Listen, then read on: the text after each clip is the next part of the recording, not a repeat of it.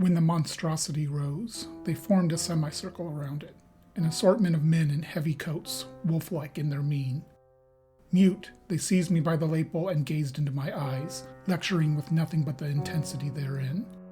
Dangerous, resolute. I wisely retreated behind them as the distorted faces of the crowd formed.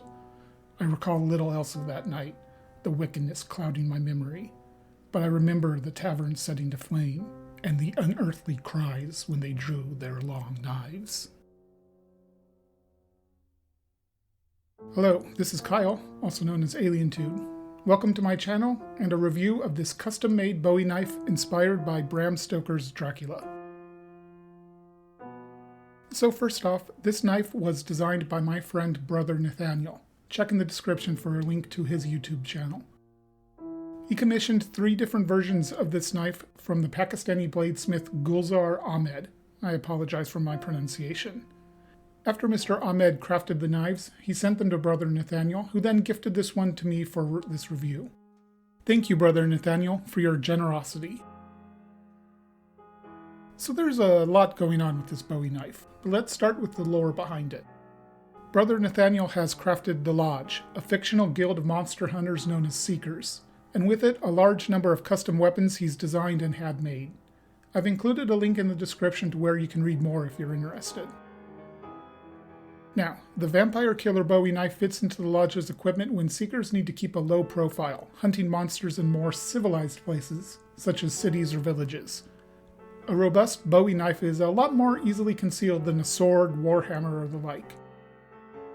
I mentioned earlier that this knife was inspired by the 1992 movie Bram Stoker's Dracula. In it, spoiler warning for a nearly 30-year-old movie, Dracula is defeated and killed in part by a Bowie knife to the heart.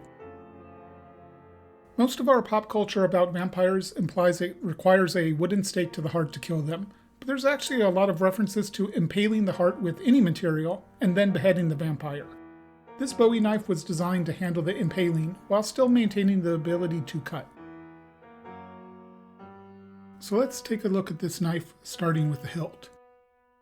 There's 2 slabs of stag antler around a full tang shaped like a coffin, a theme that will be repeated throughout the entire design. The implication of the coffin motif is that only a person intimately familiar with death, such as a seeker, would effectively use this knife. The antler scales are secured to the tang with 3 brass pins, echoing the 3 dots in the Lodge's symbol, which represents the Holy Trinity. When I first saw this design, I was a little skeptical about the antler. It looked pretty rough, like it would have hot spots that could hurt the hand. But I give Mr. Ahmed credit here. The surfaces have been smoothed nicely. While one scale is certainly rougher than the other, it didn't cause me any discomfort in use, and the antler certainly provides an attractive contrast to the rest of the knife.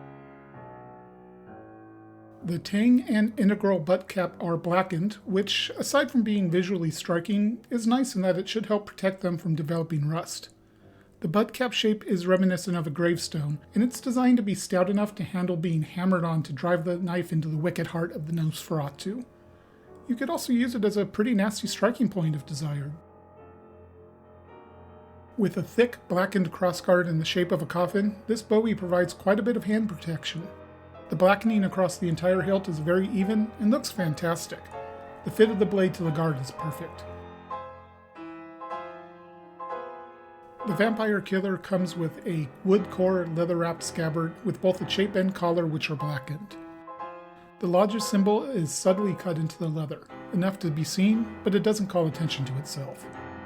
The edges of the chape and collar have some decorative filing done on them, and that, combined with their somewhat oversized shape, creates ledges that I think could catch on clothing pretty easily. It'd be nice if these metal bits were shaped to be a little more form-fitting. The fit of the blade to the scabbard is perfect, however. There's no rattle and the perfect amount of retention. Moving on to the business end, the blade. This is a big, thick knife with a hefty spine that doesn't feature much distal taper. It's clearly designed to be powerful in the thrust, and the extra long clip point should aid with that. The false edge is semi-sharp. It's been brought most of the way there to help reduce resistance, but you're not going to actually cut with it. It would probably handle chopping into wood pretty well, however. The spine has been filed in a similar manner to the chape and collar on the scabbard. This is done mostly for decoration, but it also acts as barbs when thrusting. I like the look of them, and they're very evenly crafted. The plunge grind on the blade is smooth most of the way to the edge, where it transitions into a steeper grind in a secondary bevel. This is mostly done for robustness, I believe. An apple-seeded edge would certainly provide better cutting performance, but this design to me indicates that durability is the primary concern. Just by feeling the edge, I could immediately tell it was very sharp. Handling-wise, this is not a light knife. It weighs in at 1.5 pounds, about 700 grams. It's balanced right at the choil, which keeps it from feeling too heavy, and it is very maneuverable. Let's take a look at some cutting footage. I tested it with one pool noodle, as well as a few water bottles.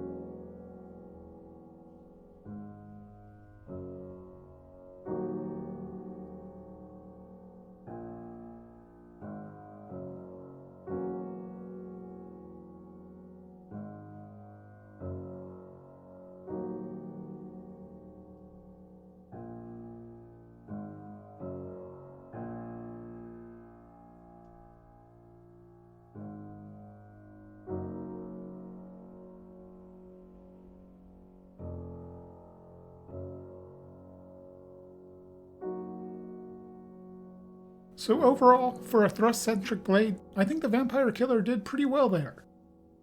Now, I couldn't just leave it there. Brother Nathaniel was far too generous with providing this knife to me, so I needed to do some kind of test of its primary purpose.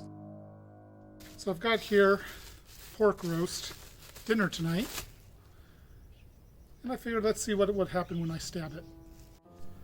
So what I've got here is an old t-shirt I'm going to wrap the roast up in.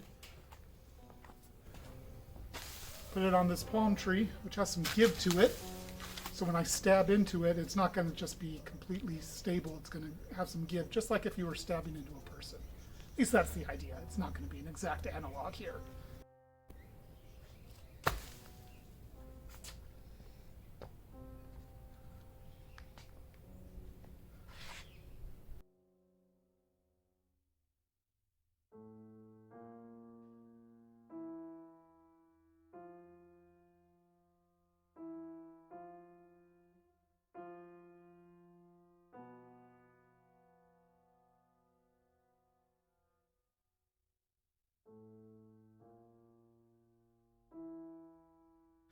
So it looks like this is where that stab went. You can tell it went quite deep in here. Got a couple slashes. Didn't go too much because, number one, I'm not very good at this. Two, cloth provides a much better defense against slashing than you might think. You need extremely sharp edges to really get much of anything into a slash. So now it's time to talk bottom line. This design of Bowie knife can be purchased from Mr. Ahmed for $275 US, including shipping to the US. Is it worth that price? Well, keeping in mind that I'm much more of a fan of swords than knives, I think it is. There's a lot to like here. The design is really clever with a lot of thought put into it, and it's executed very well. When I compare the price of this knife to some other Bowie knives on the market, such as the Texas Bowie knife by Windlass, sure, the Vampire Killer is more expensive, but you're getting a knife with a lot more attention to detail, and frankly, something that's a lot cooler. One of the things I like most about this design is that while it has a lot of fantastical elements, there's nothing about it that isn't historically plausible and fully functional. Mr. Ahmed's custom knives usually run in the $250 to $350 US range. And I believe Brother Nathaniel paid $300 for each Vampire Killer, So $275 including shipping is pretty reasonable. If you are interested in ordering one of these, I will put a link in the description for how to contact Mr. Ahmed.